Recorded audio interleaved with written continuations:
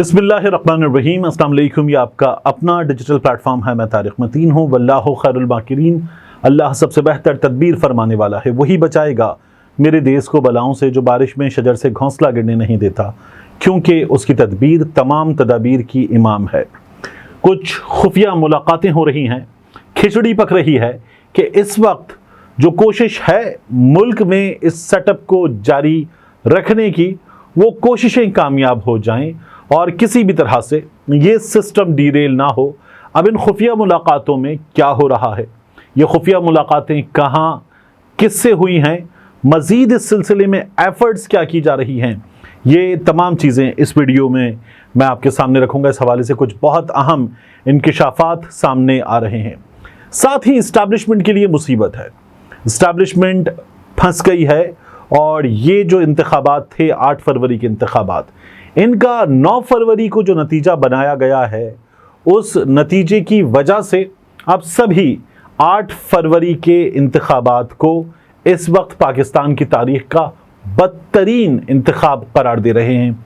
इस बारे में भी इस वीडियो में बात करेंगे। और इसके अलावा इस वीडियो में बात करेंगे बिलावल भुट्टो जरदारी के एक बहुत बड़े दावे की, लेकिन उन्हें आईना भी दिखाएंगे।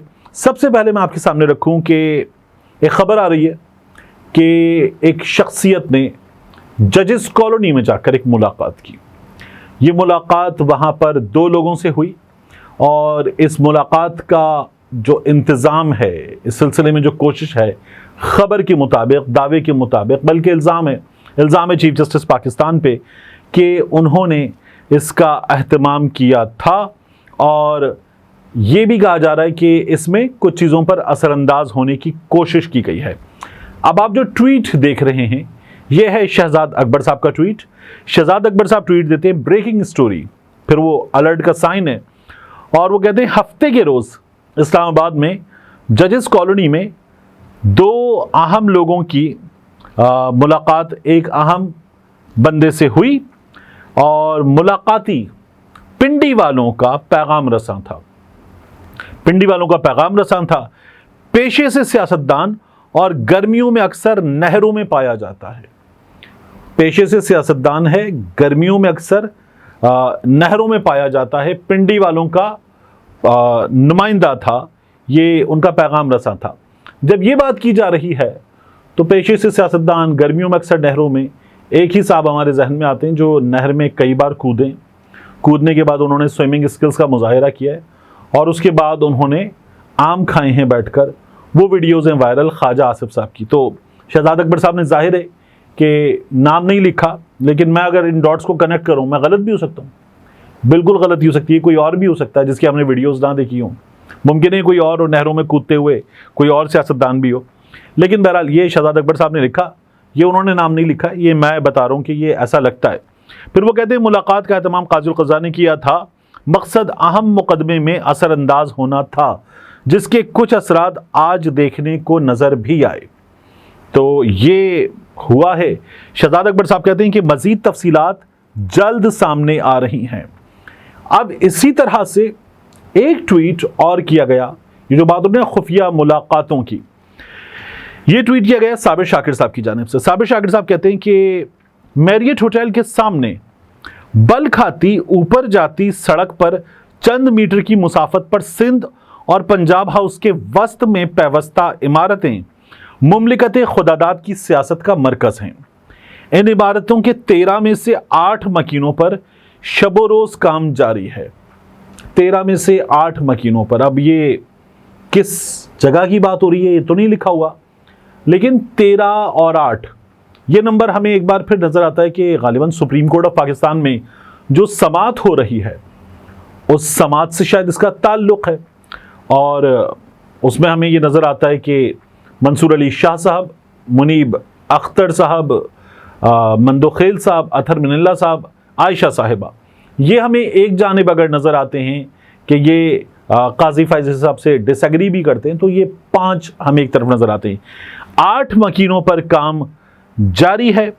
और फिर आगे वो कहते हैं कि किसी भी तरह मैंडेट चोरों को तहफ़्फ़ुज़ दिया जा सके, ये कोशिश हो रही है। मैच फिक्सर अक़बी शाहराह मारगला से पंजाब हाउस जाते हैं, गाड़ियां पार्क करने के बाद वॉक करते हैं और 13 मकीनों के बड़े काजी की निशानदही पर कुछ मकीनों से मुलाकात करते हैं।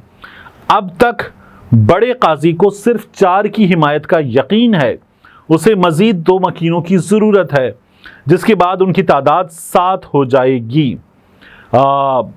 यानी अगर ये कह रहे हैं बड़े काजी, तो फिर उसके बाद एक वो हो गए, 4 की हिमायत का यकीन है, 5, 2 की तादाद दरकार है तो 7 हो जाएगी, 7, 13 में से 7 गए तो बाकी बचे 6, ये अक्सरियत बनती है। उनका ख्याल है कि अगर हम 7 हो गए तो एक और मकीन भी हमारे साथ मिल जाएगा, तो फिर ये नंबर 8 हो जाएगा। इसीलिए साबिर शाकिर साहब कह रहे हैं कि 8 मकीनों पर काम जारी है। इन 7 में से 2 मकीनों की जिम्मेदारी सिंध हाउस के केयर टेकर्स को सौंपी गई है। बड़े मैच फिक्सर के लिए मुश्किल यह है कि जिन मकीनों को तोड़ा जा रहा है उनमें से ज़्यादातर का ख्याल है कि एक्सटेंशन प्रोजेक्ट फ्लॉप हो गया तो उन्हें 3.5 साल निदामत के साथ गुजारना पड़ेंगे। मीडिया के दोस्तों को चाहिए कि पंजाब और सिंध हाउस के सामने गुरूबे आफ्ताब के बाद सादा कपड़ों में ड्यूटी दें, ये साबिर शाकिर साहब कहते हैं। तो उनका ये कहना है कि ये मुलाकातें गुरूबे आफ्ताब के बाद होती हैं, तो खुफिया मुलाकातों के इशारे हमें मिल रहे हैं। मैं इन इशारों को रीड करने में निरा जाहिल साबित हो सकता हूँ। मुमकिन है मैं जो बातें कर रहा हूँ बिल्कुल गलत हूँ, मुझे कुछ पता ही नहीं है, मैं बिल्कुल मासूम हूँ और मुझे जो भी समझ में आ रहा है वो मैं अपनी समझ के मुताबिक आपको बता रहा हूँ। ये सब कुछ बिल्कुल गलत हो सकता है, तो मैं इसको इन डॉट्स को गलत भी कनेक्ट कर सकता हूँ, तो ये भी मुमकिन है। और मुमकिन है कि ये मैंने डॉट्स सही कनेक्ट किए हों और साबिर शाकिर साहब जो कह रहे हैं वो मैं शायद सही समझाऊं, मुमकिन है मैं गलत समझाऊं, साबिर शाकिर साहब कुछ और कह रहे हूं, ये भी मुमकिन है। तो बहरहाल जो मुमकिन है वो मैंने आपके सामने रख दिया। इसके अलावा एस्टैब्लिशमेंट की मुश्किल की बात अब यहाँ हमें साफ तौर पर नजर आ रहा है, हमें डॉट्स कनेक्ट करने की, इशारों पर जाने की, या जो इशारों में बातें हो रही हैं उनकी ज़रूरत नहीं है।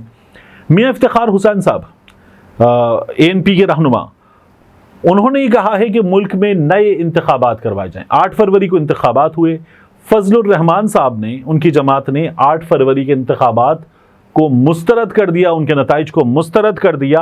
अब JUI के बाद ANP भी कह रही है कि मुल्क में नए इंतखाबात करवाए जाएं। मियाँ इफ्तिखार हुसैन साहब ये कहते हैं कि 8 फरवरी 2024 को होने वाले इंतखाबात में एस्टैब्लिशमेंट ने मुदाखलत की, जबकि इलेक्शन कमीशन नाकाम रहा। साफ तौर पर कहा एस्टैब्लिशमेंट ने मुदाखलत की, इलेक्शन कमीशन नाकाम रहा।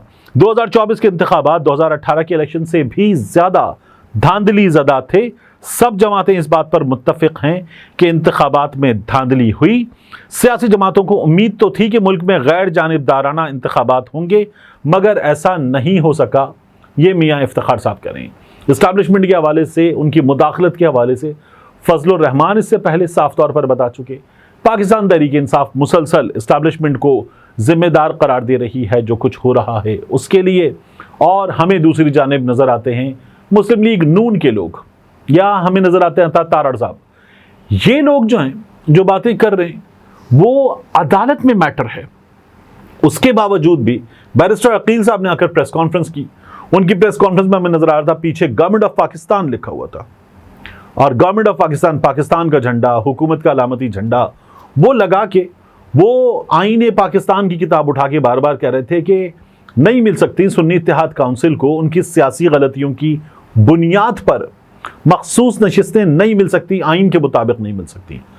तो बात यह कि अभी अदालत में मामला है, एक बैरिस्टर के जरिए हुकूमत पाकिस्तान के टैक्सपेयर के वसाइल को इस्तेमाल करते हुए प्रेस कॉन्फ्रेंस करके असरअंदाज हो रही है।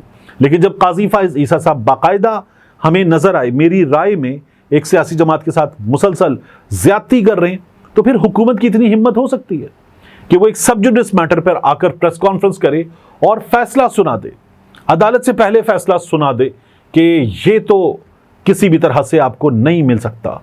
तो ये हमारे यहाँ मुमकिन है, क्योंकि काजी फाइज ईसा साहब को रोक देना चाहिए था कि मैटर सबजुडिस है। आपको याद होगा हुदैबिया पेपर मिल्स केस, काजी फाइज ईसा साहब ने पाबंदी लगा दी थी कि मीडिया पे कवरेज नहीं हो सकती, नून लीग मौजूद थी। अब यहां नून लीग की हुकूमत सबजुडिस मैटर पे बाकायदा तौर पर प्रेस कॉन्फ्रेंस कर रही है और काजी फाइज ईसा साहब इसे नहीं रोक रहे। तो मेरी राय में काजी फाइज ईसा साहब एक बार फिर एक जमात को निशाना बना रहे हैं, ज्यादती कर रहे हैं, और ज्यादती का ये सिलसिला उनकी जानिब से मुसलसल जारी है। फजलुर रहमान भी इससे पहले ये बात कर चुके। अता तारड़ साहब आए प्रेस कॉन्फ्रेंस करने और उन्होंने कहा कि जो टैक्स है वो लोएस्ट स्लैब की बात कर रहे थे, 1200 रुपये बताने लगे। तो मैं हैरान हुआ कि 2500 तो तय कर दिया गया है। तो पिछले साल का नंबर अता तारड़ साहब बता रहे थे और बजट को वो कह रहे थे कि ये एक आम आदमी के लिए बड़ा फ्रेंडली बजट है। तो ये जो ताजिर हैं, अजमल साहब हुए या दीगर ताजिर रहनुमा हुए, ये मुसलसल एहतजाज क्यों कर रहे हैं? आज हमने मुख्तलिफ जगहों पर हड़ताल क्यों देखी है? एक आम आदमी क्यों रो रहा है? बजट को कोई चैम्बर ऑफ कॉमर्स वाला भी इस वक्त एक अच्छा बजट क्यों नहीं करार दे रहा? ये मुल्क की तारीख का बदतरीन बजट है, ये बात क्यों की जा रही है? टेट्रा पैक मिल्क पहला दिन आया है, उसका नतीजा आ गया 100 रुपए फी लीटर महंगा हो चुका है। तो ये जो ज्यादती हुकूमत ने की उसका नतीजा हमें नजर आ रहा है और हुकूमत ने बाज़ाब्ता तौर पर एक आम आदमी पर तमाम बोझ डाल दिया। और फिर ये कहा गया जी जो फौजी अफसरान रिटायर्ड हो या हाजिर सर्विस और दीगर सरकारी मुलाजमीन, ये जब प्लॉट वगैरह बेचेंगे, जायदाद बेचेंगे, तो इन पर जो टैक्स है वो भी खत्म। तो ये फायदे उठाएं, पैसे कमाएं, करोड़ों की डील्स करें और इनसे कुछ नहीं लिया जाएगा। और एक आम आदमी से ये हुकूमत मुसलसल पैसे ले रही है। और हमारे सामने बिल्स आ रहे हैं। बिल बताता है कि जो मीटर रीडिंग की तस्वीर ली गई है वो मीटर रीडिंग की तस्वीर बता रही है 197 यूनिट, लेकिन हुकूमत ने जो यूनिट लिखे हुए हैं बाज़ाब्ता तौर पर बिल में वो 205 यूनिट बता रहे हैं। तो हुकूमत ने 7 महीने तक उस आदमी का कत्लेआम कर दिया है। और ये जो बिजली कंपनियां कर रही हैं, हुकूमत इस कत्लेआम की इजाजत दे रही है कि उससे अब तुम 3000 बिल नहीं लोगे, लो उससे 8,500-9 हजार रुपए का बिल। ये हमारी हुकूमत कर रही है। और ये जुल्म वो लोग कर रहे हैं जो कह रहे थे तुम्हें 200 यूनिट फ्री देंगे, जो कह रहे थे तुम्हें 300 यूनिट फ्री देंगे, हम बचाने आए तुमको इमरान खान ने मार डाला था, पीटीआई ने मार डाला था, हम तुम्हारे मसीहा हैं। तो ये मसीहा जो है वो बाज़ाब्ता तौर पर इस वक्त एक आम आदमी को मार रहे हैं। ये उस तरह से मारना है जिस तरह से किसी प्यासे को आप तीर मारे हलक में और कहें कि इसको प्यास लग रही थी, ये प्यास से तड़प रहा था, तीर मार दिया, अब नहीं तड़पेगा, इसका मसला हल कर दिया। हुकूमत ऐसे मसले हल कर रही है, बाज़ाब्ता तौर पर चोरों को सपोर्ट दे रही है हुकूमत, जो बिजली फराहम करने वाले महकमे कर रहे हैं। इस बात की तस्वीरें हमारे सामने मुसलसल आ रही हैं। फिर इसी बजट के लिए शाहिद खाकान अब्बासी साहब क्या कहते हैं? उन्होंने कहा कि हालिया बजट पाकिस्तान की तारीख का बदतरीन बजट है, ये इस हुकूमत का मुसलसल तीसरा बजट है। और उन्होंने कहा कि बदतरीन बजट है, मुल्क की मईशत रहेगी या फिर ये बजट रहेगा। हुकूमती अखराजात जीडीपी का 25% है, 30,000 अरब में से 500 अरब आवाम के लिए हैं। सारा बोझ तनख्वाहदार तबके पर डाल दिया, दूध महंगा कर दिया, खैराती अस्पताल पर, दवाओं पर टैक्स लगा दिया है। यानी जो सबसे निचला तबका है उसको भी आपने मारने की तैयारी कर ली है। महंगाई में पिसे हुए लोगों पर इजाफी बोझ डाल दिया है। आधी आमदनी हुकूमत ले जाएगी। ये उन मुल्कों में होता है जहां हुकूमत सारा बोझ उठाती है। यानी हुकूमत आपसे कहे कि लाओ टैक्स इतना दो, हमें अपनी आमदनी का आधा टैक्स दे दो। लेकिन फिर यूरोप के उन मुल्कों में हुकूमत देती है इलाज मुफ्त, तालीम मुफ्त।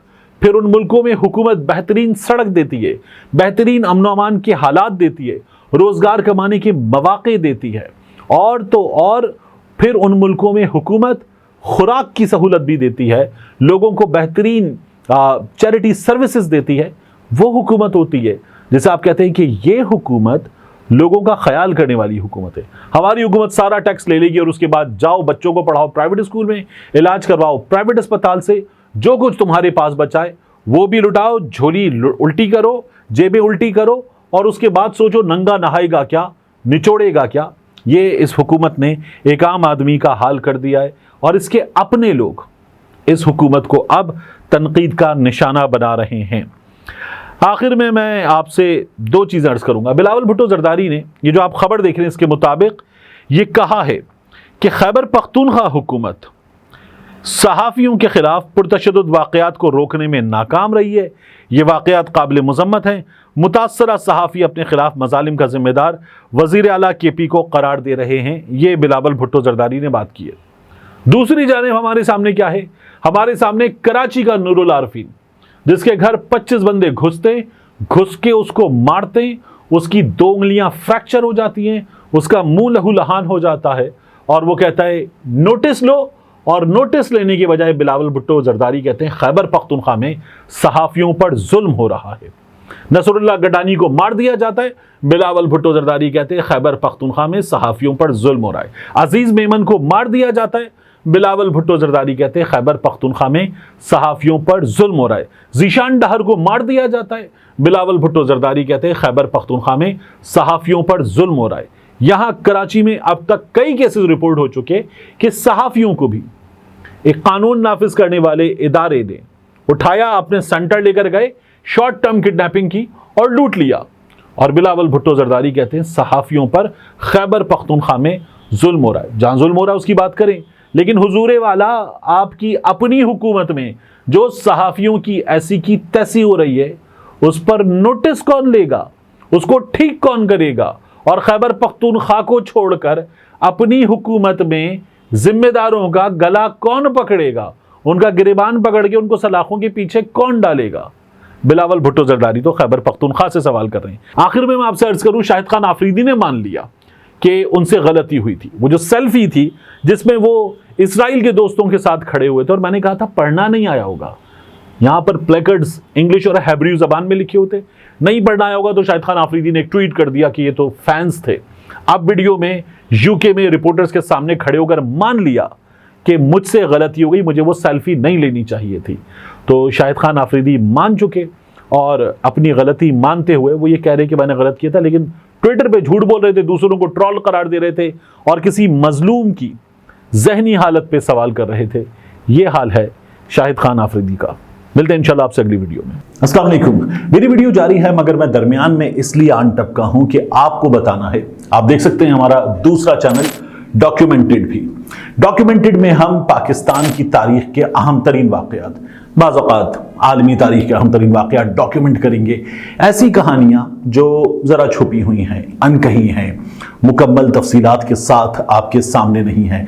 ऐसी कहानियाँ जिन्हें सुनकर आप दांतों तले उंगलियां दबा लें कि क्या ऐसा भी हो सकता है। उन वाक़यात को हम कर रहे हैं डॉक्यूमेंटेड।